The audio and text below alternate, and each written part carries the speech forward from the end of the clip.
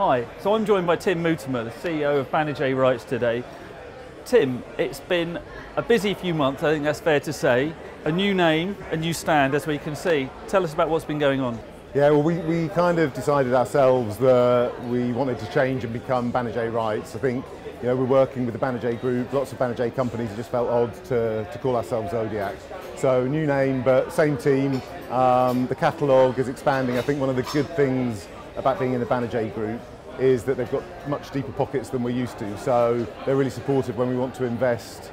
They're working with us. They're keen, I think, like us, to grow what we're doing in scripted. Also, when we see opportunities in factual entertainment, they're really supportive, so it's been good. And what we can see is that when we come to the market now, people are talking about drama increasingly. For you guys, is drama centre stage, and what are you doing in terms of scripted? I think, the last 2 or 3 years, it's an area that we've really focused a lot on. We've got Caroline Torrance and Chris Stewart, who run the kind of scripted team. And they've got lots of experience, so they're good at working out what has got international appeal and what hasn't. And I think you can lose a lot of money in scripted if you don't know what you're doing. We're launching the second season of Versailles here. That's been an incredible success. It was a huge investment, but we've sold it to pretty much every territory in the world. And you have shows out of France, you have shows out of Australia. Increasingly, drama's becoming a very international business. Yeah, because Versailles, although it's British cast and talent, creative talent, actually it's a French production. You mentioned Wolf Creek. We're launching Dear Murderer at this market from New Zealand. I think non-English language drama's the really kind of interesting story though. So we've got lots of kind of French and Nordic programming in the catalogue.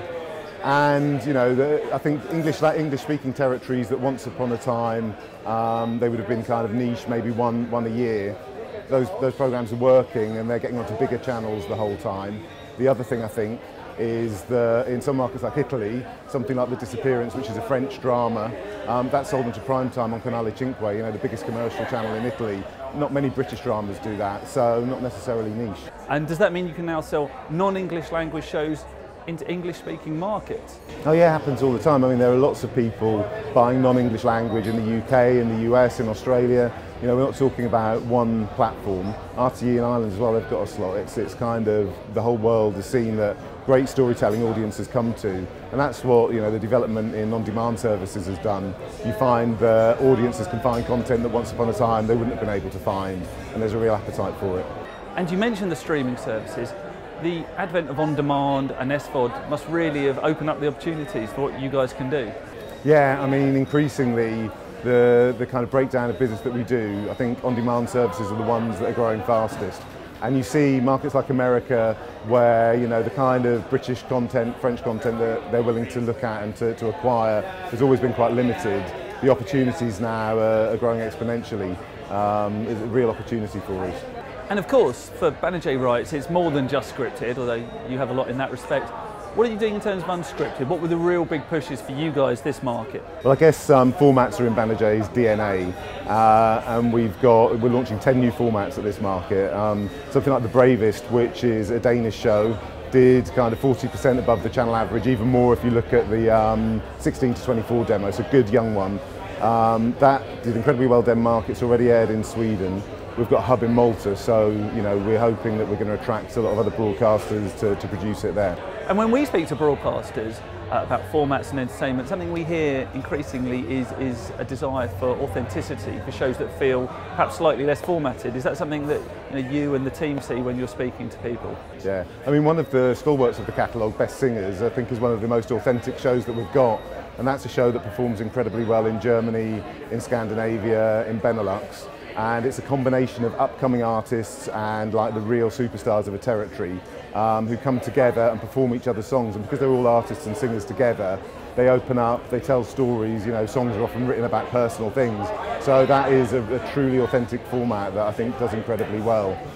All Against One, which is the big show that we launched in Denmark last year and has also aired in Finland, that has the audience participating. So about a third of viewers are actually playing along with the app at home, so that you can't get much more authentic than that. You're involved in the show. And I know it's too early to talk about it because the deal hasn't closed yet, but by the time MIPCOM rolls around, you're going to have a fairly big format in the shape of Survivor. Tell us about that. Yeah, we're so excited about that. I mean, what an incredible acquisition.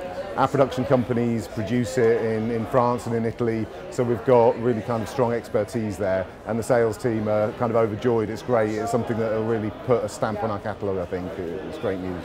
So as we sit here in Cannes at the market, one question is, are the physical markets as relevant as they used to be? You can do stuff on email or phone, video conference. Do you still need to actually be here? Yeah, I mean, it's interesting because broadcasters, platforms, they kind of want to air at the same time as the originating broadcaster now. So we're kind of selling the whole year through, sales team are travelling, so maybe they're not as important as they used to be. But Monday morning here was incredible. We've got kind of 2 separate bidding wars going on for a couple of things.